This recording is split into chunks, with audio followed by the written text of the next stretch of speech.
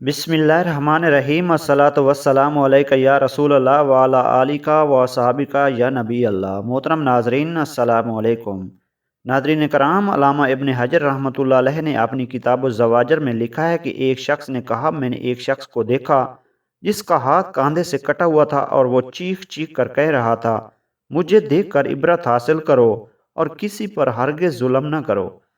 मैंने आगे बढ़कर उससे पूछा, मेरे भाई तेरा क्या किस्सा है? उस शख्स ने जवाब दिया, भाई मेरा किस्सा अजीब व गरीब है। दरअसल मैं जुल्म करने वालों का साथ दिया करता था। एक दिन का जिक्र है, मैंने एक मछेरे को देखा जिसने काफ़ी बड़ी मछली पकड़ रखी थी। मछली मुझे पसंद आई।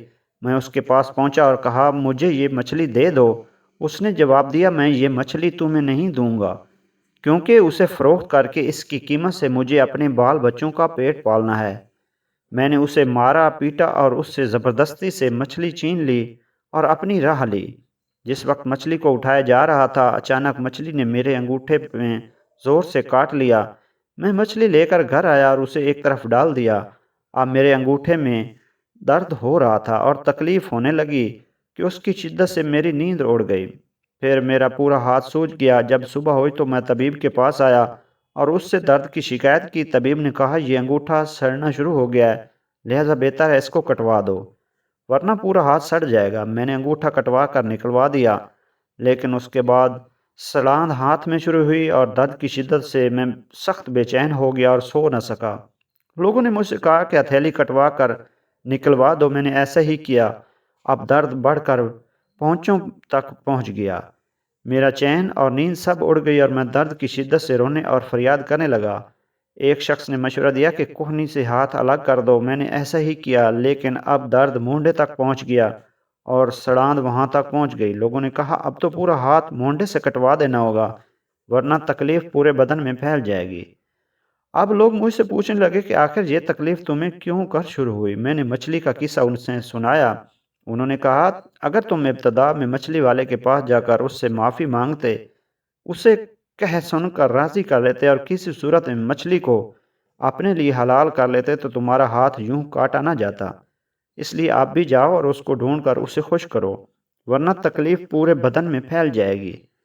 उस शख्स ने कहा, मैंने ये सुना तो मछली वाले को पूरे शहर में ढूंढने लगा।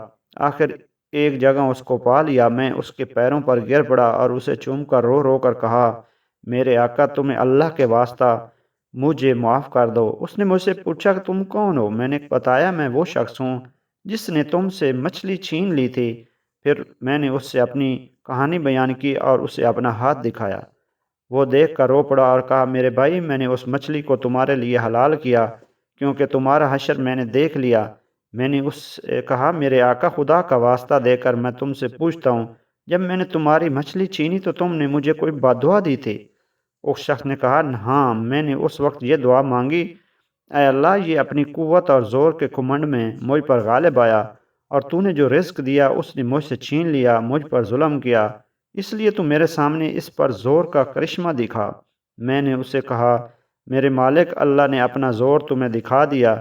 अब मैं अल्लाह के हुज़ूर तौबा करता हूँ और वादा करता हूँ, किसी ज़ालिम की मदद हरगिज़ नहीं करूँगा, न कभी खुद जुल्म करूँगा, न उनके दरवाज़े पर कभी जाऊँगा, और इंशाअल्लाह जब तक ज़िंदा रहूँगा अपने वादे पर कायम रहूँगा।